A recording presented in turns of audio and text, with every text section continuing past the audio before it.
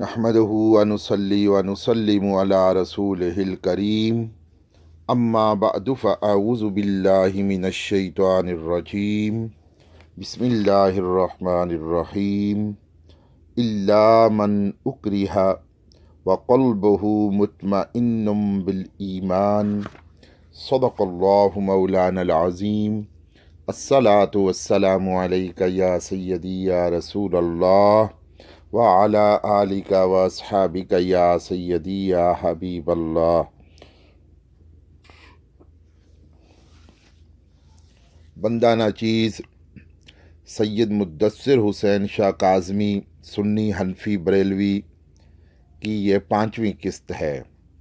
اس سے پہلے ناچیز 4 اقساط نشر کر چکا ہے اور ان کو اجمالاً پھر بیان کر دیتا ہوں۔ قسط نمبر 1، بیعت یزید سے انکار کا سبب۔ اس رسالہ کے مصنف صاحب نے بندہ ناچیز پر الزام لگایا تھا کہ یہ رافضی ہو چکا ہے، علیہ باللہ، اس سے بچ جاؤ۔ تو میں نے قسط نمبر 1 میں اس الزام کا رد کیا اور بتایا کہ میں حضرت معاویہ رضی اللہ تعالیٰ عنہ کے بارے میں اعلیٰ حضرت امام اہل سنت علیہ رحمہ کا عقیدہ رکھتا ہوں۔ وضاحت کے لیے قسط نمبر 1 کو سنیے۔ اور اس الزام نے مجھے انتہائی تعجب میں ڈال دیا کہ ایسے لوگ ایسی باتیں بھی کر لیتے ہیں جو بالکل بے سر و پا ہوتی ہیں۔ دوسری قسط میں ناچیز نے بیعت یزید رسالہ کے مصنف کے بیانات اور ان کے تضادات پر تبصرہ کیا۔ تیسری قسط میں ہم نے یزید پلیت لعنتی کے بارے میں تاجدار گولڑا سیدنا پیر مہر علی شاہ صاحب علیہ رحمہ کا نظریہ پیش کیا، جس کو آپ علیہ رحمہ نے اپنی مکتوبات شریف میں نقل فرمایا، جو صفحہ نمبر 150 پر موجود ہے۔ فرمایا کہ یزید لعنتی ہے اور کافر ہے، اور امام علی مقام سید الشہداء رضی اللہ تعالیٰ عنہ حق پر ہیں۔ چوتھی قسط میں ناچیز نے پوری دنیا کو چیلنج کیا کہ صحیح سند اور صراحت کے ساتھ اہل سنت کے معتبر امام کے حوالے سے امام الائمہ سیدنا امام زین العابدین رضی اللہ تعالیٰ عنہ کا یزید علیہ لعنت کی بیعت کرنا ثابت کریں۔ آج تک اس کا جواب نہ آیا، اور کوئی 1000 بار جنم لے تب بھی ثابت نہیں کر سکتا۔ آج میں رسالہ بیعت یزید سے انکار کا سبب، اس میں جو من گھڑت نظریہ پیش کیا گیا ہے، نواسۂ رسول صلی اللہ علیہ وآلہ وسلم، جگر گوشہ بطول امام علی مقام سیدنا امام حسین رضی اللہ تعالیٰ عنہ کے متعلق ناچیز اس کی حقیقت کھولے گا انشاءاللہ، اور بتائے گا کہ آج سے لے کر 1400 سال تک ائمہ اہل سنت میں سے امام اعظم علیہ رحمہ سمیت کسی کا بھی یہ نظریہ نہ تھا جو نظریہ رسالہ بیعت یزید میں ذکر کیا گیا ہے۔ اب حقیقت سنیں۔ 1، رسالہ بیعت یزید کے صفحہ 7 پر لکھا گیا کہ ناچیز کے دیرینہ دوست جن پر اعتماد تھا، انہوں نے مجھے یعنی رسالہ کے مصنف کو گستاخ قرار دیا۔ وجہ یہ بیان کی گئی کہ میں نے امام رضی اللہ تعالی عنہ کی طرف سے اقرار بیعت ثابت کیا، انہوں نے انکار کیا اور ناراضگی پیدا ہو گئی۔ یہ بات مصنف صاحب نے حقیقت کے خلاف بیان کی ہے۔ حقیقت یہ ہے کہ وجہ ناراضگی اقرار بیعت والی بات نہ تھی، بلکہ مصنف صاحب کہتے تھے کہ امام حسین رضی اللہ تعالیٰ عنہ کربلا میں جو گئے ہیں تو یہ ان کی اجتہادی خطا تھی، بندہ ناچیز یعنی سید مدثر حسین شاہ کاظمی نے کہا، جناب اجتہادی خطا سے امام علی مقام رضی اللہ تعالیٰ عنہ کی اتنی عظیم قربانی کربلا والی بے معنی اور رائے گاہ ہو جائے گی۔ آپ اس موقف کو چھوڑیں اور اعلیٰ حضرت امام اہل سنت علیہ رحمہ کے موقف کو لیں۔ اعلیٰ حضرت امام اہل سنت شاہ احمد رضا خان بریلوی علیہ رحمہ نے فرمایا، صحابہ کرام علیہم الرضوان نے رخصت پر عمل کیا اور امام نے عزیمت پر عمل کیا، اور امام اہل سنت علیہ رحمہ نے یہ نظریہ رکھنے والے کو جو آپ مصنف صاحب کا ہے، ایسے نظریے والے کو ناسبی، مردود اور اہل سنت کا دشمن اور بہت زیادہ عنادی فرمایا ہے۔ دیکھو فتاوی رضویہ شریف جلد 14۔ لیکن رسالہ بیعت یزید کے مصنف صاحب نے کہا، اعلیٰ حضرت علیہ رحمہ سے غلطی ہوئی ہے، اور مصنف صاحب نے سینہ زوری کرتے ہوئے امام اہل سنت علیہ رحمہ کے موقف کو چھوڑ دیا۔ پھر میں نے یعنی سید مدثر حسین شاہ کاظمی نے مطالبہ کیا کہ چلو اگر آپ امام اہل سنت کو نہیں مانتے تو ائمہ اہل سنت سے سیدنا پیر مہر علی شاہ صاحب علیہ رحمہ، حضرت مجدد الفسانی علیہ رحمہ، یا شیخ عبدالحق محدث دہلوی علیہ رحمہ، یا کسی معتبر سنی حنفی امام سے اپنا موقف کہ امام خطا پر تھے اور یزید اس وقت فاسق و فاجر نہ تھا ثابت کر دیں، تو مصنف صاحب نے کہا کہ سب اماموں سے خطا ہوئی۔ اس وقت بندہ ناچیز نے کہا، جناب ہم نواسۂ رسول صلی اللہ علیہ وآلہ وسلم کو خطا پر مانیں، یہ ہمارے لیے مشکل ہے، اور آپ کی تحقیق میں خطا مان لیں یہ آسان ہے، اور سارے ائمہ اہل سنت کو خطا پر مانیں یہ مشکل ہے، آسان یہ ہے کہ آپ کو خطا پر مان لیں۔ اس وقت مصنف صاحب غصہ سے پر ہو گئے اور اٹھ کھڑے ہوئے، مگر جواب نہ آیا۔ یہ ہے وجہ ناراضگی۔ جس سے شک ہو وہ اشرف ڈرائیور سے پوچھ لے، وہ اس وقت وہاں موجود تھا۔ اور اگر آج بھی مصنف صاحب مکمل اعلیٰ حضرت عظیم البرکت فقیہ اعظم مجاہد ملت فخر اہل سنت امام اہل سنت کے موقف اور نظریہ پر آ جائیں تو بندہ ناچیز ہر بات کو نظر انداز کر دے گا۔ ویسے تو باتیں بہت ہوئیں، مگر وجہ ناراضگی وہ بات ہے جو ہم بیان کر چکے ہیں۔ ہاں، امام علی مقام رضی اللہ تعالیٰ عنہ کے اقرار بیعت پر بھی بات ہوئی، مگر ہم نے نہ مانا کیونکہ یہ درایت کے خلاف بات ہے۔ مزید وضاحت کے لیے ہماری دوسری قسط سماعت فرمائیں۔ ہاں، یہ بات بھی ہوئی، میں نے کہا کہ جناب امام علی مقام سیدنا امام حسین رضی اللہ تعالیٰ عنہ کو جب حضرت عبداللہ بن جعفر رضی اللہ تعالیٰ عنہما نے روکا تو آپ نے ارشاد فرمایا، میں نے خواب میں دیکھا ہے اور مجھے اپنے نانا جان سید المرسلین صلی اللہ علیہ وآلہ وسلم کی زیارت نصیب ہوئی۔ آپ صلی اللہ علیہ وآلہ وسلم نے مجھے جانے کا حکم دیا تو میں آپ صلی اللہ علیہ وآلہ وسلم کے حکم پر عمل کر رہا ہوں۔ اس پر مصنف صاحب فرمانے لگے، شریعت میں خواب دلیل نہیں ہو سکتا، اور مزید غصہ میں آ گئے، ورنہ میں عرض کرنے ہی والا تھا کہ جناب اگر کسی خواب کی بھی کوئی حیثیت نہیں تو بتائیں۔ آپ نے کئی بار بیان کیا کہ قبلہ بڑے حضرت صاحب کو سید امام علی شاہ صاحب علیہ رحمہ خواب میں خلافت عطا فرما گئے ہیں۔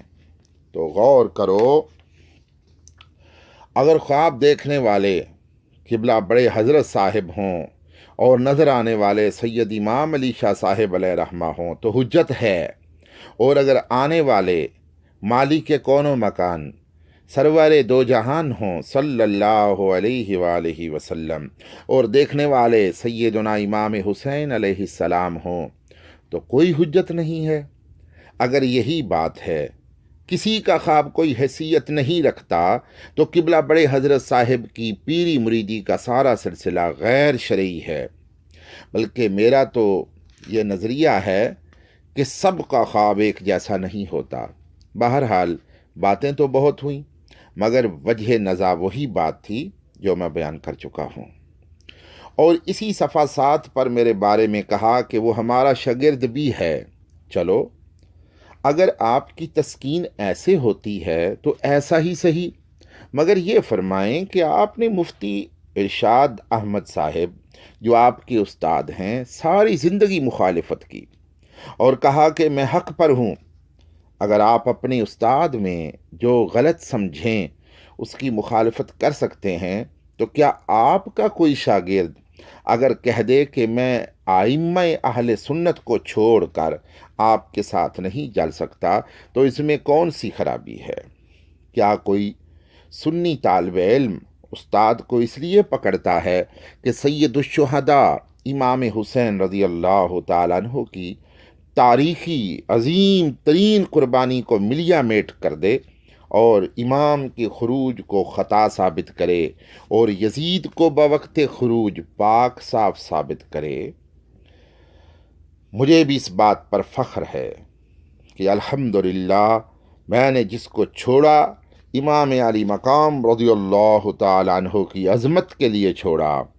ایسے ہزاروں کو چھوڑ سکتا ہوں، مگر امام علی مقام رضی اللہ تعالیٰ عنہ کی عظمت اور وقت خروج حق پر ہونے کا انکار نہیں ہو سکتا۔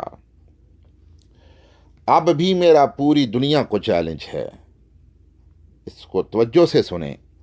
میرا پوری دنیا کو چیلنج ہے کہ کوئی معتبر ائمہ اہل سنت سے یہ ثابت کر دے کہ امام علی مقام رضی اللہ تعالیٰ عنہ کو خروج میں خطائے اجتہادی لاحق تھی تو میں شکریہ ادا کروں گا، مگر آسمان نیچے آ سکتا ہے، زمین اوپر جا سکتی ہے، کوئی ماں کا لال یہ حوالہ نہیں دے سکتا۔ بلکہ تفسیر روح المعانی شریف میں علامہ محمود آلوسی بغدادی علیہ رحمہ نے سورہ محمد آیت نمبر 22 اور 23 کے تحت لکھا کہ جو یہ نظریہ رکھے کہ امام علی مقام سیدنا امام حسین رضی اللہ تعالیٰ عنہ کو خروج میں خطا اجتہادی لاحق ہوئی وہ جاہل ہے۔ یہ علامہ محمود آلوسی علیہ رحمہ نے لکھا۔ مولا کریم علامہ بغدادی علیہ رحمہ پر کروڑوں رحمت نازل فرمائے، یہ ان کی کرامت ہے، حالانکہ 1270 ہجری میں ان کا وصال شریف ہے اور یہ خطا والی باتیں اب ہو رہی ہیں، مگر انہوں نے جواب پہلے ہی دے دیا۔ دوسری بات، رسالہ بیعت یزید کے صفحہ 37 سے لے کر آگے تک مصنف نے صحیح سند کے ساتھ روایت ذکر کی۔ اس میں لکھا کہ ایک دفعہ خود حضرت امیر معاویہ رضی اللہ تعالیٰ عنہ نے فرمایا جب وہ یزید کی بیعت ولی عہدی کے سلسلہ میں مدینہ شریف گئے، کہا خدا کی قسم میں عبداللہ ابن عمر کو قتل کروں گا، یعنی بیعت یزید کے سلسلہ میں۔ پھر فرمایا خدا کی قسم میں عبداللہ ابن عمر رضی اللہ تعالیٰ عنہم کو قتل نہ کروں گا۔ پھر مصنف نے اس روایت سے یہ ثابت کیا کہ حضرت امیر معاویہ رضی اللہ تعالیٰ عنہ نے جبر و اکراہ سے یزید کے لیے بیعت نہ لی۔ پھر مصنف صاحب نے ایک اور روایت ذکر کی صحیح سند کے ساتھ صفحہ 40 پر، اور لکھا کہ محمد بن مسلمہ رضی اللہ تعالیٰ عنہ اور حضرت زبیر رضی اللہ تعالیٰ عنہ نے فرمایا کہ حضرت علی رضی اللہ تعالیٰ عنہ جب خلیفہ بنے تو ان دونوں سے تلوار رکھ کر جبر و اکراہ سے بیعت لی گئی۔ پھر مصنف نے لکھا کہ اس بات کی حضرت علی رضی اللہ تعالیٰ عنہ کو خبر نہ تھی۔ ساتھ ہی یہ دلیل دی کہ اس وقت حضرت علی کرم اللہ وجہ الکریم کو اس بات کی خبر، یہ زبردستی والی بات کی خبر نہ تھی، یہ سبائی نظریات والے لوگوں کا کام تھا۔ یہ بات تو یہاں رہی، آگے صفحہ 42 پر تنبیہ ذکر کرتے ہوئے لکھا کہ اس روایت صحیح سے چند باتیں ثابت ہوئیں، توجہ سے سماعت فرمائیے گا، وہ کون کون سی ہیں۔ پہلی بات یہ ہے کہ مولا علی رضی اللہ تعالیٰ عنہ کی طرف سے بھی خلافت اور اپنے موقف کی حمایت کے لیے سخت اور نرم ہر طرح کا رویہ رکھا گیا، الیاذ باللہ۔ سنو سنو اور سنو اور غور کرو، پھر غور کرو، پھر غور کرو۔ سنیوں کی حضرت امیر معاویہ رضی اللہ تعالیٰ عنہ کی طرف سے صراحت کے ساتھ، سنیوں توجہ سے سنو، امیر معاویہ رضی اللہ تعالیٰ عنہ کی طرف سے صراحت کے ساتھ قتل کی دھمکی کے باوجود ان کی طرف جبر و اکراہ کو منسوب نہ کیا، اور حضرت مولا علی رضی اللہ تعالیٰ عنہ کی طرف سے کچھ جبر و اکراہ نہ ہونے کے باوجود مولا علی رضی اللہ تعالیٰ عنہ کی طرف جبر و اکراہ کو منسوب کر دیا، کیونکہ جبر و اکراہ تو سبائیوں نے کیا، مولا علی مشکل کشا رضی اللہ تعالیٰ عنہ کو تو خبر بھی نہ تھی۔ مصنف صاحب چلے تو تھے حضرت امیر معاویہ رضی اللہ تعالیٰ عنہ نے جو بیعت یزید کے لیے لی تھی، جو اس میں جبر و اکراہ نہ تھا، یہ ثابت کرنے چلے تھے، مگر ثابت یہ کرنے میں لگ گئے کہ حضرت علی رضی اللہ تعالیٰ عنہ کے لیے بیعت جبر و اکراہ کے ساتھ ہوئی۔ یہ مصنف صاحب کے اس ذہن کی عکاسی ہے جس سے ناسبیت کہا جاتا ہے۔ یہ ہم نے آپ لوگوں کو مصنف صاحب کا ذہن بتایا، یعنی حضرت علی کرم اللہ تعالی وجہہ الکریم نے جبر نہیں کیا تو ان کی طرف جبر کی نسبت کی، اور حضرت امیر معاویہ رضی اللہ تعالیٰ عنہ کے بارے میں جبر کا لفظ ہے مگر اس کو ذکر نہ کیا۔ ہمارا نظریہ معزز حاضرین دونوں حضرات کے متعلق اعلیٰ حضرت امام اہل سنت علیہ رحمہ والا ہے۔ نئی بات سنیں، بیعت یزید رسالہ کے صفحہ 44 اور 45 پر مصنف نے لکھا کہ امام عبدالغنی مقدسی علیہ الرحمہ نے لکھا کہ بعض علماء نے کہا کہ 60 صحابہ علیہم الرضوان نے یزید کی بیعت کی ہے۔ آپ کو پتہ ہے کال آباد کے ساتھ جو بات لکھی جائے اس میں کتنی کمزوری ہوتی ہے۔ صحیح روایت کوئی نہ ملی اور کال آباد کے ساتھ چل پڑے۔ مصنف صاحب آپ 1400 سال پرانا اہل سنت کا نظریہ تبدیل کرنے کی کوشش کر رہے ہیں اکابر اہل سنت سے، جس کا کوئی بھی قائل نہیں، تو دلائل میں کال آباد کے ساتھ نہیں ہونے چاہیے تھے، کوئی صحیح روایت ہونی چاہیے تھی جس میں صراحت کے ساتھ یہ بات مذکور ہوتی۔ صحابہ کرام علیہم الرضوان سے بعض نے بیعت کی ہوگی، یہ ہم بھی مانتے ہیں، مگر اتنے صحابہ کرام نے نہیں کی جتنا آپ نے لکھا، اور جنہوں نے کی اسی طرح کی جیسے اعلیٰ حضرت امام اہل سنت علیہ رحمہ نے فرمایا۔ سنیے فتاوی رضویہ جلد 14 صفحہ 542، فرمایا ہرگز امام علی مقام رضی اللہ تعالی عنہ کی طرف سے پہل نہ تھی، آپ کی طرف سے پہل نہ تھی، ان خبیثوں ہی نے مجبور کیا۔ اب 2 صورتیں تھیں، کتنی صورتیں تھیں؟ 2 صورتیں، تیسری کوئی صورت نہ تھی۔ وہ 2 کون سی ہیں؟ یا بخوف جان اس پلیت کی وہ ملعون بیعت قبول کی جاتی، یا بخوف جان اس پلید کی وہ ملعون بیعت قبول کی جاتی کہ یزید کا حکم ماننا ہوگا اگرچہ خلاف قرآن و سنت ہو۔ یہ رخصت تھی۔ امام اہل سنت کیا فرماتے ہیں؟ یہ رخصت تھی، ثواب کچھ نہ تھا، یا جان دے دی جاتی اور وہ ناپاک بیعت نہ کی جاتی۔ یہ عظیمت تھی اور اس پر ثواب عظیم تھا، اور یہی یعنی ایسی بیعت کو قبول نہ کرنا جو ملعون ہو، یہ امام حسین رضی اللہ تعالیٰ عنہ کی شان رفیع شایان تھی۔ آپ نے عظیمت پر عمل فرمایا، آپ امام پاک نے اسی عظیمت کو اختیار فرمایا اور بیعت نہ کی، اور رخصت کے لیے قرآن مجید میں ہے الا من اکرہ وقلبہ مطمئن بالایمان، یہ تو تھی امام اہل سنت علیہ رحمہ کی بات. اب تبصرہ سنیے. ہو سکتا ہے کوئی اعلیٰ حضرت علیہ رحمہ سے بھی بڑا امام بننے کی سوچ رہا ہو. میرے الفاظ کو غور سے سنیے. ہو سکتا ہے کوئی اعلیٰ حضرت علیہ رحمہ سے بھی بڑا امام بننے کی سوچ رہا ہو اور کہہ دے کہ خلاف قرآن و سنت کا کیا مطلب ہے؟ کیا صحابہ کرام خلاف قرآن و سنت کر سکتے ہیں؟ ارے اس کا جواب سنو. رخصت بنے گی ہی تب جب خلاف شریعت پر ہو، جیسا کہ اعلیٰ حضرت علیہ رحمہ نے آیت کو ذکر فرمایا، الا من اکرہ وقلبہ مطمئن بالایمان.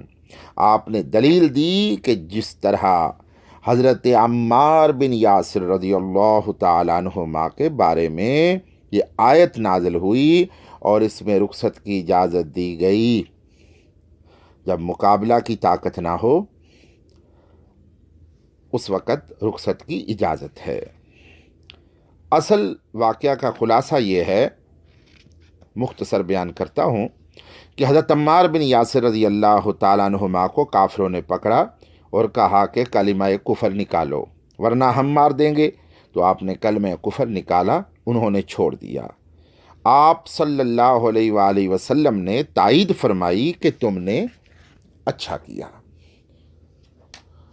اور مولا کریم جل جلالہ نے بیان کردہ آیت نازل فرمائی. اب دیکھو، حضرت عمار بن یاسر رضی اللہ تعالیٰ عنہ نے خلاف قرآن و سنت کلمہ نکالا کافروں کے مطالبے پر، تب ہی تو رخصت پر عمل ہوا کیونکہ مقابلہ کی طاقت نہ تھی. اس طرح یزید کی بیعت کا مسئلہ بھی ہے. ایک سوال کرتے ہیں کہ حضرت عمار بن یاسر رضی اللہ تعالیٰ عنہما کے مقابلے میں تو کافر تھے. اگر کوئی یہ سوال کرے تو جواب یہ ہے کہ بات تو خلاف شریعت پر جبر کی ہے. اگر کوئی ایسا جبر کرے اور رخصت پر عمل کر لیا جائے تو اجازت ہے. دوسرا جواب، یزید پر بھی اماموں نے کفر کے فتوے لگائے ہیں. مزید وضاحت کے لیے ناچیز کی دوسری قسط سماعت فرمائیں. ہاں، بات چل رہی تھی رسالہ بیعت یزید کی، تو مصنف صاحب نے صفحہ 45 پر لکھا کہ جو صحابہ کرام علیہم الرضوان سن 54 ہجری میں زندہ تھے سب نے یزید کی بیعت کر لی. اور صفحہ 55 پہ لکھا کہ 4 شخصیات، امام علی مقام سیدنا امام حسین رضی اللہ تعالیٰ عنہ اور حضرت عبد الرحمن بن ابی بکر رضی اللہ تعالیٰ عنہما اور حضرت عبداللہ بن عمر رضی اللہ تعالیٰ عنہما اور حضرت عبداللہ بن زبیر رضی اللہ تعالیٰ عنہما 4. اب سنو، مصنف صاحب نے جو 75 صحابہ ذکر کیے ہیں، یعنی ان 4 کے بارے میں لکھا کہ ان 4 نے یزید کی بیعت نہ کی. اب سنو، مصنف صاحب نے جو 75 صحابہ کرام ذکر کیے، اگر ان سے نصف کی بیعت یزید صحیح سند کے ساتھ اور صراحت کے ساتھ ثابت کر دیں تو ہم سب کی بیعت مان لیں گے. یہ آپ کے لیے چیلنج ہے کہ آپ نے جو 75 صحابہ ذکر کیے ہیں ان سے نصف کی بیعت یزید صحیح سند کے ساتھ اور صراحت کے ساتھ ثابت کر دیں تو ہم سب کی بیعت مان لیں گے. چلو چھوڑیں، مزید گنجائش دیتے ہیں. آپ صرف امام زین العابدین رضی اللہ تعالیٰ عنہ کی بیعت یزید صحیح سند اور صراحت کے ساتھ ثابت کر دیں تو ہم سب صحابہ کرام علیہم الرضوان اور سب اہل بیت علیہم السلام کی بیعت مان لیں گے، کیونکہ آپ نے سارے واقعہ کربلا کو ملیا مٹ کر دیا، جو تاریخ اسلام کی عظیم ترین قربانی ہے اور اسلام پر قربان ہونے کی بے مثال ہے. آپ نے کہا صحیح سند سے کچھ بھی ثابت نہیں، تو دوسروں کا بھی حق ہے، وہ بھی صحیح سند کا مطالبہ آپ سے کر سکتے ہیں. یہ آپ کو چیلنج ہے، میری طرف سے پوری دنیا کو چیلنج ہے. کسی سنی امام کی کتاب سے صحیح سند کے ساتھ اور صراحت کے ساتھ سیدنا امام زین العابدین رضی اللہ تعالیٰ عنہ کا یزید پلید کی بیعت کرنا ثابت کریں تو میں آپ کا شکریہ ادا کروں گا. نہ 4 گھنٹے کے خطاب کا مطالبہ ہے، نہ 10 کتابوں کے نام لینے کا۔ بعض لوگوں کی عادت ہے کہ حوالہ پوچھو تو 10-15 کتابوں کے نام گنوا دیتے ہیں اور حوالہ ایک میں بھی نہیں ملتا۔ یہاں صرف ایک کتاب کا نام، صفحہ، سند اور عبارت سنا دی جائے، 10 کتابوں کا نام لیں اور مطلوبہ حوالہ کسی میں نہ ہو، یہ ٹھیک نہیں ہے، اور کسی رافضی کی کتاب بتانے کی ضرورت نہیں، نہ ہمارے نزدیک اس کی کچھ حیثیت ہے۔ اب اگلی بات سنو۔ رسالہ بیعت یزید کے صفحہ 58 پر مصنف صاحب نے لکھا کہ سیدنا امام حسین رضی اللہ تعالیٰ عنہ یزید لعنتی کی امارت میں جہاد کرتے رہے ہیں۔ جاؤ، یہ بھی میری طرف سے چیلنج ہے۔ کوئی ماں کا لال جس کو اپنے علم پر ناز ہو، صحیح سند اور صراحت کے ساتھ کسی سنی امام کی کتاب سے ثابت کر دے کہ شہزادہ سید الکونین نواسہ رسول صلی اللہ علیہ وآلہ وسلم، جگر گوشہ بطول، اولاد علی، امام علی مقام سیدنا امام حسین رضی اللہ تعالیٰ عنہ یزید لعنتی کتے خنزیر کی عمارت میں جہاد کرتے رہے ہیں، میں اس کا شکریہ ادا کروں گا۔ مصنف صاحب نے عجیب محبت یزید کا اظہار کیا کہ صحیح سند میں صراحت کی بات تو دور کی ہے، جو حوالہ تاریخ دمشق جلد 14 صفحہ 111 کا دیا ہے، اس کی سند موجود ہی نہیں۔ سند ضعیف ہونا تو بعد کی بات ہے، سند ہے ہی نہیں۔ افسوس افسوس، کیا انصاف ہے مصنف صاحب کا۔ اب سنو، جب سند نہیں تو آپ جانتے ہیں مصنف صاحب نے اس حوالہ کو کیوں پیش کیا؟ اس لیے کہ نواسہ رسول صلی اللہ علیہ وآلہ وسلم امام حسین رضی اللہ تعالیٰ عنہ کا مرتبہ یک گنا نیچے آ جائے گا اور یزید لعنتی یک گنا اوپر چلا جائے گا۔ یہ جذبہ کار فرما تھا۔ اب سنو، مصنف صاحب کی تقریر اور تحریر میں تضادات جو ہیں وہ آپ کے گوش گزار کرنا چاہتا ہوں۔ رسالہ بیعت یزید کے صفحہ 63 پر مصنف صاحب نے مصنف عبد الرزاق کے حوالے سے ایک روایت نقل کی، جس میں موجود ہے کہ حضرت ابو ایوب انصاری رضی اللہ تعالیٰ عنہ نے یزید کو کافروں کے ملک میں آگے جا کر دفن کرنے کی وصیت فرمائی، لیکن جنازہ کون پڑھائے، اس کی آپ نے، حضرت ابو ایوب انصاری نے، کسی کو وصیت نہ فرمائی۔ اگرچہ یزید نے پڑھایا یا کسی اور نے پڑھایا، مگر مصنف صاحب نے خطاب میں پورے جوش کے ساتھ، ایک نہیں 3 جگہوں کی ریکارڈنگ میرے پاس موجود ہے، بیان کیا کہ ابو ایوب انصاری رضی اللہ تعالیٰ عنہ نے یزید کو وصیت فرمائی کہ میرا جنازہ تو پڑھانا۔ اللہ اکبر! اگر مصنف صاحب یہ بات صحیح سند کے ساتھ ثابت کر دیں کہ حضرت ابو ایوب انصاری رضی اللہ تعالیٰ عنہ نے وصیت جنازہ کی فرمائی تو میں شکریہ ادا کروں گا۔ جنازہ کس نے پڑھایا؟ بے شک یزید نے پڑھایا ہو یا کسی اور نے، مگر ابو ایوب انصاری رضی اللہ تعالیٰ عنہ نے وصیت نہ فرمائی۔ آپ کا وصیت فرمانا یہ کہیں ثابت نہیں۔ ویسے اتنے بڑے دعوے داروں کو یہ خیانت نہ کرنا چاہیے تھی، کیونکہ جنازہ کی وصیت کی اہمیت ہے۔ اکثر کوئی یہ نہیں کہتا میری قبر فلاں بنائے، میری چارپائی فلاں اٹھائے، مگر کہا جاتا ہے میرا جنازہ فلاں پڑھائے۔ اگلی بات یہ ہے کہ اس روایت سے، یعنی مصنف عبد الرزاق والی روایت سے، یہ بھی ثابت ہوتا ہے کہ جب حضرت ابو ایوب انصاری رضی اللہ تعالیٰ عنہ یزید کے ساتھ جہاد کر رہے تھے، اس وقت یزید فاسق و فاجر اور لعنتی تھا۔ میرے الفاظ پہ غور کریں، بلکہ اس روایت سے یہ ثابت ہوتا ہے کہ جس وقت حضرت ایوب انصاری رضی اللہ تعالیٰ عنہ یزید کے ساتھ جہاد کر رہے تھے، اس وقت یزید فاسق و فاجر و لعنتی تھا، اور یہ بات سن 49 ہجری سے لے کر غالباً 52 ہجری تک کی ہے۔ اب سنو یزید لعنتی کا فاسق و فاجر ہونا کیسے ثابت ہوا۔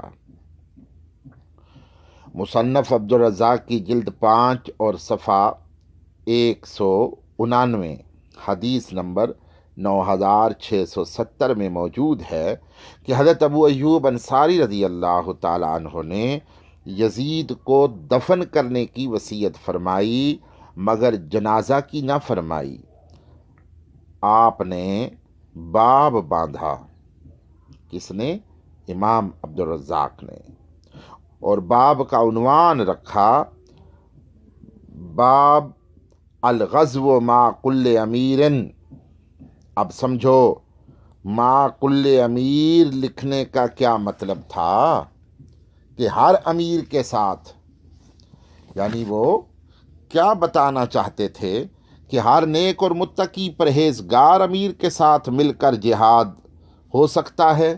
نہ، ایسا ہرگز نہیں، کیونکہ یہ بتانے کی ضرورت نہیں، یہ بات ہر کسی کو معلوم ہے اور اس میں کوئی شک و شبہ نہیں، بلکہ شک و شبہ اس میں تھا کہ کیا فاسق و فاجر کے ساتھ مل کر جہاد ہو سکتا ہے۔ اس شبہ کو دور کرنے کے لیے انہوں نے عنوان رکھا الغزو مع کل امیر، تاکہ پتہ چل جائے کہ ہر نیک و بد کے ساتھ مل کر جہاد ہو سکتا ہے۔ اس لیے انہوں نے مثال میں یہ نہ کہا کہ حضرت سیدنا صدیق اکبر رضی اللہ تعالیٰ عنہ کے ساتھ مل کر فلاں نے جہاد کیا، اور فلاں نے سیدنا فاروق اعظم رضی اللہ تعالیٰ عنہ کے ساتھ مل کر جہاد کیا، یا کسی اور متقی امیر کی مثال نہ دی، کیونکہ اس میں شک و شبہ نہ تھا۔ یزید لعین کی مثال دی تاکہ یہ شک دور ہو جائے اور پتہ چل جائے کہ فاسق و فاجر کے ساتھ مل کر جہاد ہو سکتا ہے، اور یہ روایت صحیح ہے۔ پتہ چلا یزید بہت پہلے کا فاسق و فاجر تھا۔ اب اس پر ایک اور دلیل پیش کرتا ہوں، توجہ سے سماعت فرمائیے۔ ایک امام ہیں حنفیوں کے جن کا اسم گرامی ہے ابو بکر احمد جساس علیہ رحمہ، جن کی وفات شریف 370 ہجری ہے۔ انہوں نے اپنی کتاب احکام القرآن جلد 3 صفحہ نمبر 175 پر باب باندھا اور لکھا یجوز الجہاد فإن کان امیر الجیش فاسقا، یعنی جہاد جائز ہے اگرچہ لشکر کا امیر فاسق و فاجر ہو۔ آگے لکھا اگر کوئی سوال کرے فإن قیل هل يجوز الجہاد مع الفساق، یعنی اگر کوئی سوال کرے کہ فاسق امیر کے ساتھ مل کر کیا جہاد ہو سکتا ہے، تو جواب میں لکھتے ہیں وَقَدْ كَانَ أَصْحَابُ النَّبِيِّ صلی اللہ علیہ وآلہ وسلم یغزون بعد الخلفاء الاربعة مع الامراء الفساق، یعنی آپ کے صحابہ کرام خلفاء اربع کے بعد فساق امراء کے ساتھ مل کر جہاد کرتے رہے ہیں۔ پھر اس پر انہوں نے مثال دی وغزا ابو ایوب انصاری مع یزید لعین، یعنی ابو ایوب انصاری رضی اللہ تعالیٰ عنہ نے یزید لعنتی کے ساتھ مل کر جہاد کیا۔ اب غور کرو، پتہ چلا یزید لعین سن 49 ہجری اور 52 ہجری میں بھی فاسق تھا، کیونکہ اتنا عرصہ ابو ایوب انصاری رضی اللہ تعالیٰ عنہ نے اس کے ساتھ مل کر جہاد کیا۔ اور یہ بھی پتہ چلا کہ حضرت ابو بکر جساس علیہ رحمہ نے یزید لعین کہا۔ پتہ چلا کہ لعن شخصی بھی جائز ہے، اور لعن شخصی پر حدیث صحیح بھی موجود ہے۔ مروان کے باپ حکم کے بارے میں مسند امام احمد بن حنبل رضی اللہ تعالیٰ عنہ جلد 6 اور صفحہ 84۔ مصنف صاحب کا کتب خانہ تو بہت بڑا ہے، پتہ نہیں ایسے حوالہ جات آپ کو کیوں نہیں ملتے۔ سنو، ابو بکر جساس علیہ رحمہ کون ہیں؟ کتنے بڑے حنفیوں کے امام ہیں؟ ذرا دیکھو فتاوی شامی جلد اول صفحہ نمبر 182۔ پتہ چلا کہ یزید پرانا فاسق و فاجر تھا، جنہوں نے یہ لکھا کہ حضرت معاویہ رضی اللہ تعالیٰ عنہ پر اس کا فسق و فجور ظاہر نہ ہوا، انہوں نے بھی درست لکھا۔ اب کیا کریں؟ 3 صدی ہجری کے عظیم امام حضرت ابو بکر جساس علیہ رحمہ کی بات مانیں یا 14ویں صدی کے کسی مصنف کی؟ مصنف صاحب نے بیان کیا، جس کی ریکارڈنگ موجود ہے، کہ حنفی آئمہ نے یزید کے متعلق کچھ نہ لکھا۔ کیا امام ابو بکر جساس علیہ رحمہ حنفی نہیں ہیں؟ بندہ ناچیز ایک قسط جاری کرے گا یزید آئمہ حنفیہ کی نظر میں انشاءاللہ، لیکن کیا کریں، محبت انسان کو نابینا کر دیتی ہے۔ اگلی بات سنو، نئی بات۔ رسالہ بیعت یزید کے صفحہ 57 پر مصنف صاحب نے انکار بیعت کے اسباب تحریر کیے، اور یہ 5 ہیں۔ ان میں سے جو صحیح سند کے ساتھ ثابت ہے وہ سبب نمبر 3 ہے، باقی صحیح سند سے ثابت نہیں، اور جو ثابت ہے اس سے پورا نہیں لکھا، صرف اتنا لکھا، سنیے، 9 عمر نا تجربہ کار لڑکے کا حاکم بننا، بس یہی لکھا۔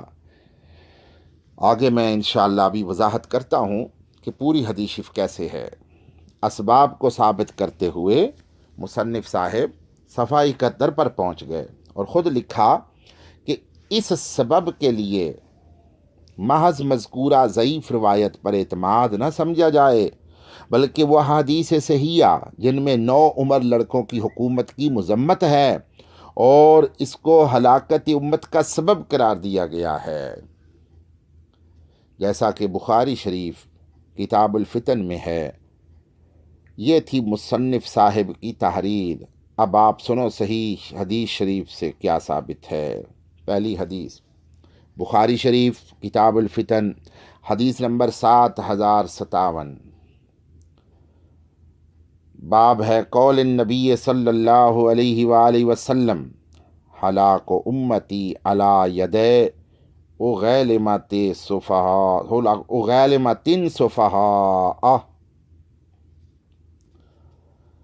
قال ابو ہریرہ سمعت الصادق المصدوق یقول ہلکت امتی علی یدی غلمت من قریش۔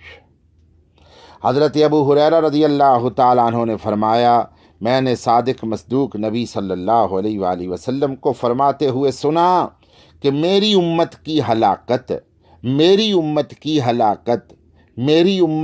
ہلاکت قریش کے چند لونڈوں کے ہاتھوں ہوگی، یہ تھا ترجمہ۔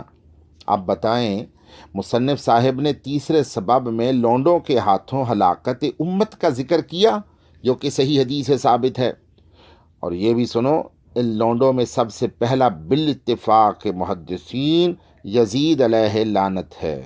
دیکھو فتح الباری کتاب الفتن جلد 16 صفحہ 12 اور 13۔ اہل علم حضرات ذرا غور کریں، جو آپ صلی اللہ علیہ وآلہ وسلم سے ثابت ہے ہلاکت امت، اسے چھوڑ دیا، اور جو ثابت نہیں اسے لکھ دیا۔ حدیث شریف کے بیان میں خیانت کرنا یزید کے تحفظ کے لیے یہ علماء کے شایان شان نہیں۔ آپ دوسری حدیث شریف سماعت فرمائیں۔ اعوذ باللہ من امارت الصبیان۔ حضرت ابو ہریرہ رضی اللہ تعالیٰ عنہ سے مرفوعاً روایت ہے، آپ نے فرمایا کہ میں نے نبی کریم صلی اللہ تعالیٰ علیہ وسلم سے، آپ نے سنا یعنی نبی پاک نے ارشاد فرمایا، اللہ تعالیٰ کی پناہ مانگتا ہوں بچوں کی حکومت سے۔ اور صحابہ کرام نے عرض کی، بچوں کی حکومت کیا ہے؟ قال ان اطعتموہم ہلکتم وَإِنْ عَصَيْتُمُوهُمْ أَهْلَكُوكُمْ۔ اللہ اکبر۔ صحابہ نے پوچھا بچوں کی حکومت کیا ہے؟ تو انہوں نے فرمایا کہ اگر تم ان کی اطاعت کرو گے تو ہلاک ہو جاؤ گے، اور اگر تم ان کی نافرمانی کرو گے تو وہ تمہیں ہلاک کر دیں گے۔ میری بات کو سمجھنے کی کوشش کریں۔ دوسری روایت جو میں نے یعنی حضرت ابو ہریرہ رضی اللہ تعالیٰ عنہ سے یہ بات مرفوعاً روایت ہے کہ نبی کریم صلی اللہ علیہ وآلہ وسلم نے فرمایا کہ میں اللہ تعالیٰ کی پناہ مانگتا ہوں بچوں کی حکومت سے۔ اور حضرت ابو ہریرہ رضی اللہ تعالیٰ عنہ اکثر گلی بازاروں میں چلتے ہوئے بھی 60 ہجری سے پناہ مانگا کرتے تھے، یہ بھی صحیح روایت ہے۔ تو پوچھا گیا صحابہ نے کہ وہ جو آپ پناہ مانگتے ہیں، جو آپ بچوں کی حکومت سے پناہ مانگتے ہیں، تو وہ کیا ہے ان کی عمارت؟ تو آپ نے ان کا گناہ، ان کا جرم بیان فرمایا۔ وہ کیا ہے کہ فرمایا اگر تم ان کی اطاعت کرو گے تو ہلاک ہو جاؤ گے، اور اگر تم ان کی نافرمانی کرو گے تو وہ تمہیں ہلاک کر دیں گے۔ یہ تھا ترجمہ۔ ذرا خلاصہ سنیے۔ اگر انہیں مانو گے تو ہلاک ہو جاؤ گے، اور اگر نہ مانو گے تو تمہیں ہلاک کر دیں گے۔ اس میں جو پہلا شخص ہے جس کے ہاتھوں ہلاک ہوں گے یا وہ کرے گا، وہ یزید علیہ لعنت ہے۔ دیکھو فتح الباری جلد 16 صفحہ 12۔ دیگر شروحات میں بھی یزید ہی پہلا ہے۔ اب بتاؤ اور انصاف کرو کہ انکار بیعت کے اسباب میں جو کہ 5 ہیں، امت کا ہلاک ہونا اور کرنا کیوں نہ لکھا؟ تمام محدثین و شارحین نے اس کا مطلب یہ لکھا، اگر تم ان کی اطاعت کرو گے تو تم ہلاک ہو جاؤ گے، یعنی اگر اطاعت کرو گے حکمران تمہارا دین ہلاک کر دیں گے، اور اگر تم ان کی نافرمانی کرو گے تو وہ حکمران تمہیں ہلاک کر دیں گے، یعنی اگر نافرمانی کرو گے تو تمہارا مال اور جان ہلاک کر دیں گے۔ فتح الباری جلد 16 صفحہ 12 اور 13۔ اور ان حکمرانوں میں پہلا بالاتفاق محدثین یزید علیہ لعنت ہے۔ اب بتاؤ، مصنف صاحب نے انکار بیعت یزید کے جو 5 اسباب رسالہ کے صفحہ 57 پر لکھے، ان میں یہ 2 لکھے ہیں جو حدیث سے ثابت ہیں۔ ایمان سے بتاؤ کیا یہ 2 لکھے ہیں؟ ایک کون سا ہے؟ ان میں سے ایک کون سا ہے؟ سنیے، مسلمانوں کے دین کی ہلاکت، مسلمانوں کے دین کی ہلاکت۔ اور دوسرا کون سا ہے؟ مسلمانوں کے جان و مال کی ہلاکت یزید علیہ لعنت کے ہاتھوں۔ کیونکہ اگر لکھتے تو یزید علیہ لعنت کا تحفظ مشکل ہو جاتا۔ اہل علم حضرات ذرا غور کرو، یہ سب کچھ صحیح ہو رہا ہے۔ اب میں صدقے جاؤں امام اہل سنت مجدد دین و ملت الشاہ احمد رضا خان صاحب علیہ رحمہ تاجدار بریلی پر۔ آپ رضی اللہ تعالیٰ عنہ نے امام علی مقام سیدنا امام حسین رضی اللہ تعالیٰ عنہ کے انکار بیعت کے اسباب اسی حدیث سے ذکر کیے۔ دیکھو فتاوی رضویہ جلد 14 صفحہ 542۔ آپ رضی اللہ تعالیٰ عنہ فرماتے ہیں کہ ان خبیثوں نے ہی مجبور کیا، ان خبیثوں نے ہی مجبور کیا۔ اب 2 صورتیں تھیں، ایک یا بخوف جان اس پلید کی وہ ملعون بیعت قبول کی جاتی کہ یزید کا حکم ماننا ہوگا اگرچہ خلاف قرآن و سنت ہو، یہ رخصت تھی، اور دوسری صورت یا جان دے دی جاتی اور وہ ناپاک بیعت نہ کی جاتی، یہ عزیمت تھی۔ امام علی مقام رضی اللہ تعالیٰ عنہ نے عزیمت پر عمل کیا، یعنی خلاف قرآن و سنت بیعت نہ کی اگرچہ رخصت تھی۔ اللہ اکبر۔ سیدنا مگر امام علی مقام سیدنا امام حسین رضی اللہ تعالیٰ عنہ نے خلاف قرآن و سنت بیعت نہ مان کر دین تو بچا لیا مگر جان و مال قربان کر دیا۔ یہ تھا حدیث شریف کے اس جملہ کا مطلب، جس میں فرمایا گیا کہ اگر مانو گے تو تم ہلاک ہو جاؤ گے، یعنی تمہارا دین ایسے حکمران ہلاک کر دیں گے۔ سوال ہے، اگر کوئی کہے کہ اعلیٰ حضرت علیہ رحمہ نے جو خلاف قرآن و سنت لکھا یہ سمجھ میں نہیں آتا، جواب سنو، ارے جو حدیث میں آیا کہ مانو گے تو تمہارا دین ہلاک کر دیں گے، اور اگر ان حکمرانوں کا حکم خلاف سنت نہ ہو تو پھر دین کی ہلاکت کیسی؟ ظاہر ہے کہ ان کا حکم قرآن و سنت کے خلاف ہی ہوگا، تو اسی لیے تو دین ہلاک ہوگا۔ دین ہلاک ہی تب ہوگا جو وہ خلاف قرآن و سنت حکم دیں۔ اگر وہ حکمران خلاف قرآن و سنت نہیں بلکہ مطابق قرآن و سنت حکم دیں پھر تو دین پھیلے گا، ہلاک تو نہ ہوگا۔ پتہ چلا امام اہل سنت علیہ رحمہ نے بالکل حدیث شریف کے مطابق لکھا ہے، اور اس حدیث شریف کے تحت سب نے لکھا ہے، جو دین کو ہلاک کرے گا اگر مانے، اور جان و مال کو ہلاک کرے گا اگر نہ مانے، وہ یزید پلیت ہے۔ پتہ چلا مصنف رسالہ بیعت یزید کو ہلاکت دین اور جان و مال کو اسباب میں لکھنا چاہیے تھا، مگر نہ لکھا۔ کیوں؟ وجہ پہلے بیان کر چکا ہوں کہ یزید کا دفاع نہ ہو سکے گا۔ اور صفحہ 72 پر جو حضرت ابو ہریرہ رضی اللہ تعالیٰ عنہ کی دعا لکھی گئی، اے اللہ عز و جل سن 60 ہجری اور بچوں کی حکومت مجھے نہ پائے، اس سے بھی مراد یزید پلیت ہی ہے، کیونکہ 60 ہجری میں وہی تخت نشین ہوا تھا۔ اگر کوئی کہے جناب انکار بیعت کے جو اسباب ذکر کیے گئے ہیں ان میں تیسرا سبب ہے نو عمر نا تجربہ کار لڑکے کا حاکم بننا، اور حدیث میں بھی بچوں کا ذکر آیا ہے، اس کا جواب سنو۔ ارے حدیث میں جو بچوں کا آیا اس سے مراد صرف نو عمری نا تجربہ کاری ہی نہیں بلکہ بے دینی بھی ہے۔ دیکھو فتح الباری جلد 16 کتاب الفتن صفحہ نمبر 11۔ اہل علم حضرات غور کریں، کیا بیعت یزید رسالہ میں خیانت نہیں ہے احادیث مبارکہ کے ساتھ؟ نعوذ باللہ من ذالک۔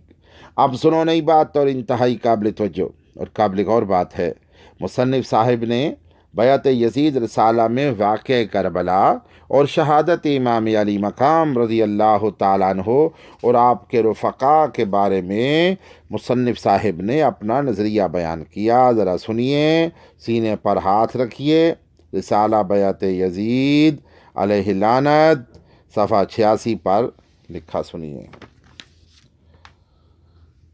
اور اس سے بھی معلوم ہوا کہ لوگوں میں جو مشہور ہے کہ امام حسین رضی اللہ تعالیٰ عنہ دین بچانے کا فریضہ ادا کرنے کے لیے تشریف لے گئے تھے، اور ان کی قربانی سے دین بچ گیا۔ اگر وہ قربانی نہ دیتے اور یزید کی بیعت کر لیتے تو دنیا سے اسلام ختم ہو جانا تھا۔ یہ سب کچھ رافضیوں کا امام کے متعلق غلو باطل اور فرضی کہانی ہے۔ یہ سب کچھ رافضیوں کا امام علی مقام کے متعلق غلو باطل اور فرضی کہانی ہے۔ یہ تھا مصنف صاحب کا امام علی مقام کے متعلق نظریہ۔ استغفر اللہ، توبہ توبہ توبہ۔ یعنی نہ امام حسین رضی اللہ تعالیٰ عنہ دین بچانے گئے ہیں اور نہ ہی آپ کی قربانی سے دین بچا۔ میرا چیلنج ہے پوری دنیا کو جنہیں اپنے علم پر ناز ہے، جاؤ یہ امام علی مقام کے بارے میں نظریہ جو مصنف صاحب نے پیش کیا اہل سنت کے کسی معتبر امام کے حوالے سے ثابت کریں۔ ارے کوئی 1000 بار بھی جنم لے لے ثابت نہیں کر سکتا، کیونکہ وہ اہل سنت کا امام ہی نہیں ہو سکتا جو یہ کہے کہ واقعہ کربلا کوئی دین بچانے کے لیے نہ تھا، بلکہ یہ کہنا کہ امام علی مقام نے یہ دین بچایا نہیں اور نہ ہی دین کے لیے یہ قربانی تھی، یہ سب فرضی کہانی ہے۔ استغفر اللہ۔ مصنف صاحب کی بات کا خلاصہ یہ نکلا کہ کربلا کی قربانی کو دینی نہ کہنا چاہیے، کیونکہ اس کو دینی کہنا یہ فرضی کہانی ہے۔ سامعین، سن لیا گہرے مطالعے اور بڑے کتب خانہ کا نتیجہ کہ یہ کہنا کہ امام رضی اللہ تعالیٰ عنہ نے میدان کربلا میں دین بچایا، یہ فرضی کہانی ہے۔ ویسے مجھے تو اب مصنف صاحب کی اپنی کہانی فرضی نظر آ رہی ہے۔ مصنف صاحب اکثر کہتے ہیں، اور میرے پاس ریکارڈنگ بھی موجود ہے، کہ جو امام حسین رضی اللہ تعالیٰ عنہ کو خطاوار نہ مانے اور میرے نظریہ پر نہ ہو، اس سے رافضیت کی بو آتی ہے۔ جناب، اگر یہ سنیت ہے جس نظریہ کو آپ نے پیش کیا، تو ہم اس نظریہ پر کروڑوں لعنتیں بھیجتے ہیں۔ ہمیں وہ سنیت چاہیے جس کو امام اہل سنت امام احمد رضا خان علیہ رحمہ نے پیش فرمایا۔ دوسری بات، آپ 1400 سالہ اسلامی تاریخ سے امام اہل سنت علیہ رحمہ سے لے کر امام اعظم علیہ رحمہ تک کسی کا یہ نظریہ ثابت کریں جس کو آپ نے گھڑا ہے، یہ فقیر کا چیلنج ہے۔ تیسری بات، کچھ لوگ میری قسط وار گفتگو کو سن کر یہ کہتے ہوں گے کہ شاہ صاحب کو ایسا نہیں کرنا چاہیے تھا۔ یہ اب سن لیا امام علی مقام رضی اللہ تعالیٰ عنہ کی توہین والا نظریہ۔ اب بتاؤ مجھے، کرنا چاہیے تھا یا نہ کرنا چاہیے تھا؟ چوتھی بات، مصنف صاحب کہتے ہیں خطا اجتہادی ماننے میں کون سا حرج ہے؟ اب آپ لوگوں کو پتہ چل گیا کہ خطا اجتہادی کے پردہ میں کتنی سخت ناسبیت اور ائمہ اہل سنت کی مخالفت جمع ہے۔ پانچویں بات، یہی جملہ نعوذ باللہ اگر کوئی قبلہ بڑے حضرت صاحب کے بارے میں بول دے تو ہم میں سے کوئی بھی پسند نہ کرے گا۔ مثلا اگر کوئی کہے کہ حضرت صاحب نے ساری زندگی کوئی دین اسلام کا کام نہ کیا، جو یہ سمجھتے ہیں کہ آپ دین اسلام کا کام کرتے رہے ہیں وہ غلط سمجھتے رہے ہیں، بلکہ آپ کی طرف اسلام کی خدمت منسوب کرنا یہ ایک فرضی کہانی ہے۔ بتاؤ، یہ باتیں قبول کرو گے؟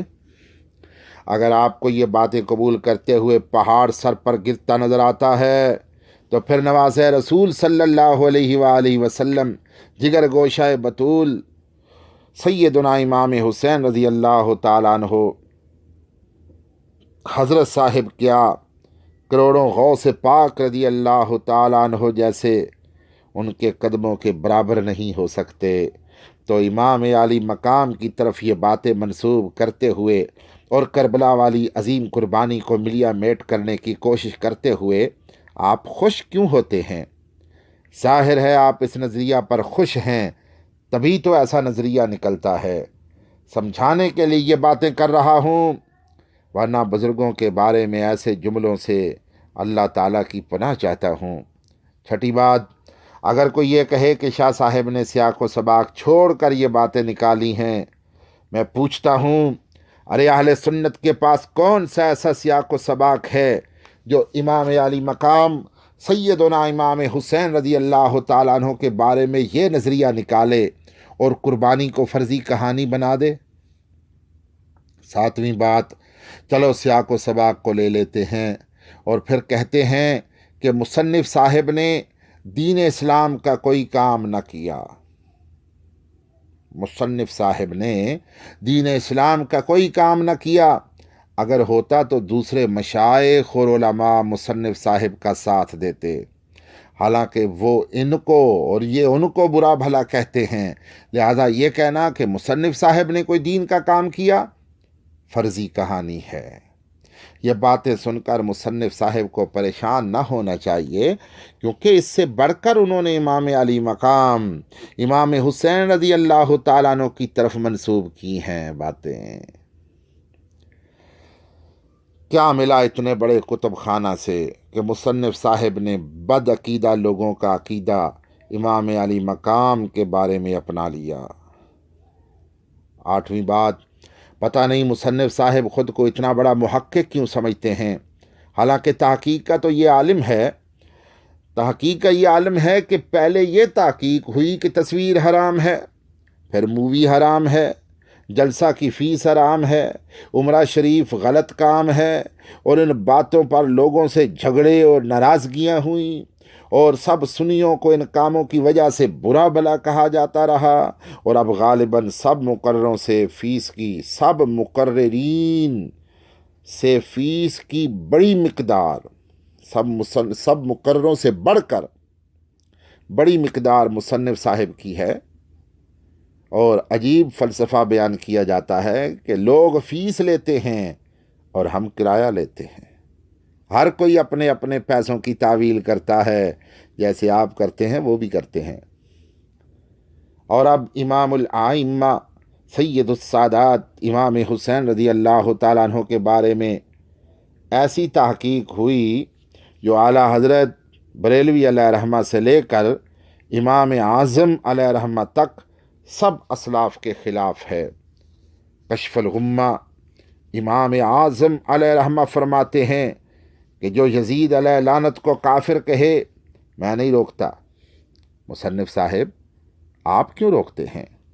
حالانکہ سب اسلاف مصنف صاحب سے علم و عمل اور تقوی و تحقیق میں بڑھ کر تھے، اور بصیرت میں بھی بڑھ کر تھے۔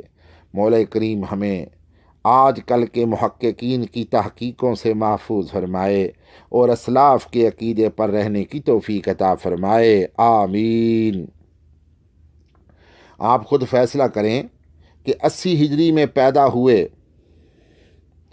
اور تابعی تھے، یعنی امام اعظم علیہ رحمہ، اور جو 14ویں صدی میں پیدا ہوئے، کس کی تحقیق حق پر ہے؟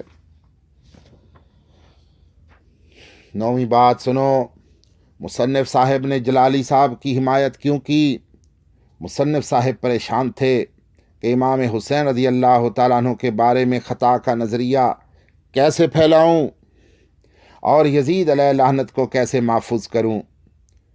جب جلالی صاحب نے سیدہ زہرا رضی اللہ تعالیٰ عنہ کی طرف خطا کی نسبت کی اور لوگوں نے رد عمل کا اظہار کیا، تو مصنف صاحب کو اہل بیت کے بارے میں اپنا زہر پھیلانے کا موقع مل گیا۔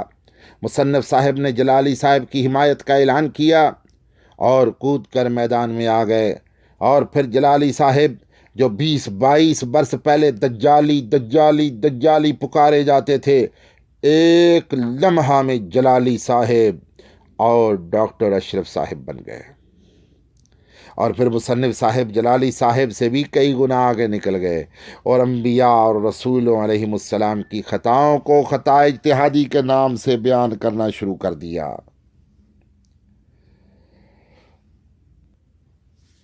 تاکہ سب نبیوں اور رسولوں کے بارے میں یہ بیان کروں گا تو نیچے اہل بیت علیہم الرضوان کے بارے میں یہ کام آسان ہو جائے گا۔ ارے صدقے اور قربان جاؤں بریلی کے تاجدار پر۔ آپ دیکھیں فتاوی رضویہ جلد اول حصہ با صفحہ نمبر 1119 اور 20 پر تاجدار بریلی نے انبیاء اکرام علیہم الرضوان کی خطاؤں کو بیان کرنے والے کے بارے میں کتنا سخت ترین فتویٰ ارشاد فرمایا ہے۔ یہ کام بھی مصنف صاحب کے حصے میں آیا جس سے تاریخ میں کسی نے نہ کیا، یعنی خطاؤں کو، نبیوں کی خطاؤں کو بیان کرنا۔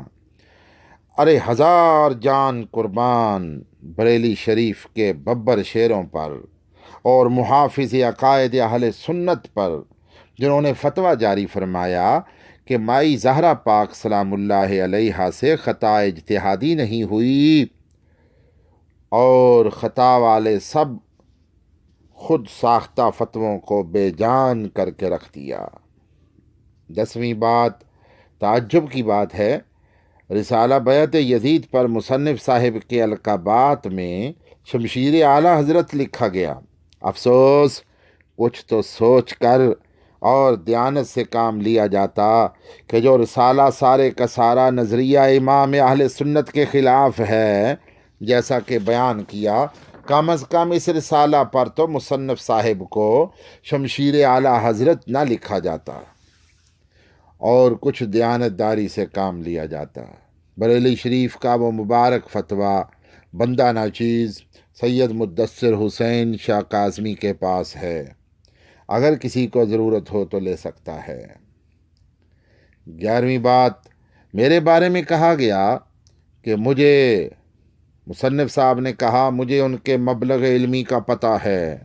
ٹھیک ہے جناب، مصنف صاحب آپ کو پتہ ہے، مگر ہم بھی ایسے مبلغ علمی پر کروڑوں بار اللہ تعالیٰ کی پناہ مانگتے ہیں جس مبلغ علمی نے آپ کو بدعقیدہ لوگوں کا نظریہ دے دیا کہ مقابلہ کے وقت امام علی مقام رضی اللہ تعالیٰ عنہ خطا پر تھے اور یزید علیہ لعنت پاک صاف تھا۔ 12ویں بات، مصنف صاحب اکثر مجلسوں میں کہتے ہیں کہ شاہ صاحب کے پاس اتنا علم نہیں، اس لیے میری بات نہیں مانتے۔ افسوس کے ساتھ کہنا پڑتا ہے کہ میں کہتا ہوں یہ عقیدہ اعلیٰ حضرت علیہ رحمہ کا نہیں جو آپ کا ہے، یہ عقیدہ سیدنا پیر میر علی شاہ صاحب تاجدار گولڑا کا نہیں، جیسے میں نے تیسری قسط میں بیان کیا ہے، یہ عقیدہ شیخ محقق شیخ عبدالحق محدث دہلوی علیہ رحمہ کا نہیں۔ میں کہتا ہوں یہ عقیدہ جو آپ کا ہے یہ ملا علی قاری علیہ رحمہ کا نہیں، یہ عقیدہ سلطان بو علیہ رحمہ کا نہیں، یہ عقیدہ بابا فرید الدین گنج شکر علیہ رحمہ کا نہیں، یہ عقیدہ سیال شریف والوں کا نہیں، یہ عقیدہ داتا صاحب علیہ رحمہ کا نہیں، یہ عقیدہ قلندر پاک علیہ رحمہ کا نہیں، یہ عقیدہ غوث العظم علیہ رحمہ کا نہیں، یہ عقیدہ امام اعظم علیہ رحمہ کا نہیں۔ تو جواب ملتا ہے کہ تیرے پاس اتنا علم نہیں۔ سامعین، آپ خود فیصلہ کر لیں ٹھیک کون ہے اور غلط کون ہے۔ 13ویں بات، اور ایک عجیب انداز میں اسلاف اہل سنت کی توہین کی جاتی ہے۔ کہا جاتا ہے کہ مصنف صاحب نے 75 صحابہ کرام کو بچا لیا۔ افسوس افسوس افسوس، 1000 بار افسوس۔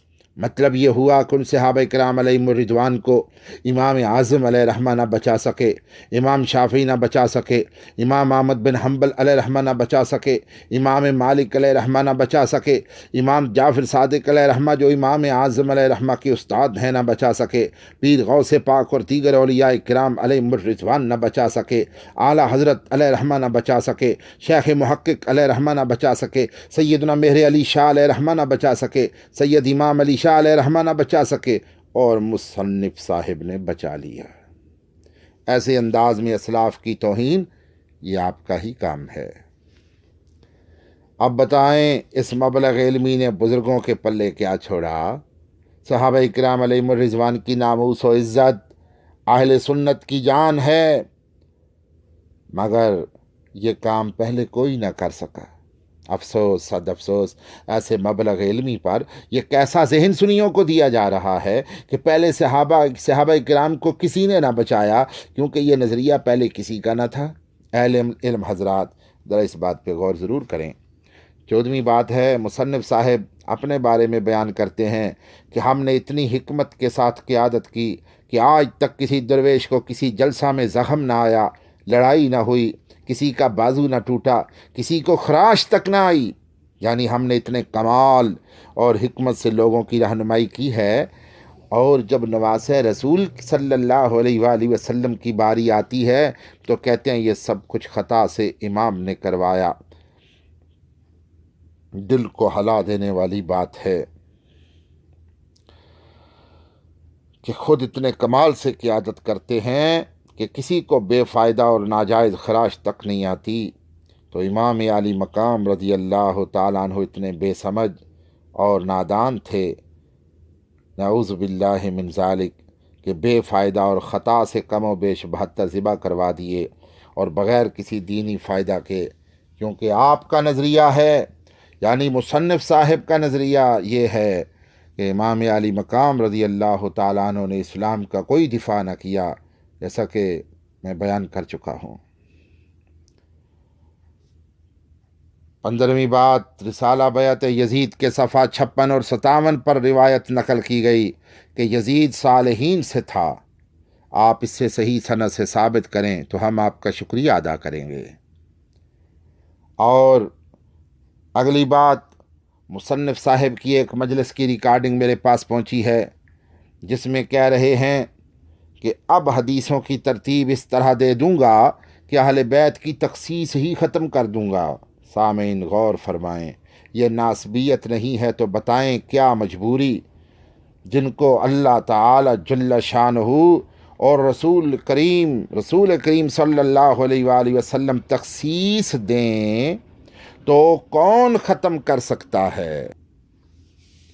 بن کے فانوس جس کی حفاظت ہوا کرے، وہ شمع کیا بجھے جس سے روشن خود خدا کرے۔ ارے آل رسول صلی اللہ علیہ وآلہ وسلم کی قدر و منزلت کو کون ختم کر سکتا ہے؟ اگلی بات یہ ہے کہ مصنف صاحب کی ایک ریکارڈنگ کسی نے مجھے سنائی ہے کہ واقعہ کربلا کو جہاد نہیں کہہ سکتے، یہ فتنہ تھا۔ استغفر اللہ، استغفر اللہ۔ اگر آپ کے مبلغ علمی نے آپ کو یہ دیا ہے تو ہم ایسے مبلغ علمی سے خدا تعالیٰ کی پناہ چاہتے ہیں۔ معزز حاضرین، اسی رسالہ بیعت یزید سے انکار کا سبب عنقریب اس پر ایک اور قسط جاری کروں گا، اور پھر میں ایک کتابچہ بھی تحریر کر رہا ہوں۔ یہ سب آپ سامعین کے لیے انکشافات ہوں گے انشاءاللہ تعالی۔ حضرت عبداللہ بن عمر رضی اللہ تعالیٰ عنہما کی بیعت کو بڑھا چڑھا کر پیش کیا جاتا ہے۔ آپ نے بھی کرہن یزید علیہ لعنت کی بیعت کی ہے۔ دیکھو الاعتصام، مصنف امام ابراہیم بن موسیٰ الشاطبی، صفحہ نمبر 363 اور 8واں باب ہے۔ معزز حاضرین، سامعین، افسوس، ہزار بار افسوس کے ساتھ کہنا پڑ رہا ہے کہ مصنف صاحب کے نام کے ساتھ قادری، چشتی، رضوی کا لکھنا مناسب نہیں، خصوصاً اس رسالہ کے پہلے صفحہ پر نہ لکھنا چاہیے تھا، کیونکہ کسی قادری کا یہ نظریہ نہیں، کسی رضوی کا یہ نظریہ نہیں، کسی چشتی بزرگ کا یہ نظریہ نہیں، تو کم از کم اس رسالہ پر لکھنے سے پرہیز کرنا چاہیے تھا۔ مولا کریم ہمیں بزرگوں کی گستاخیوں سے محفوظ فرمائے، آمین ثم آمین۔ وآخر دعوانا الحمد للہ رب العالمین۔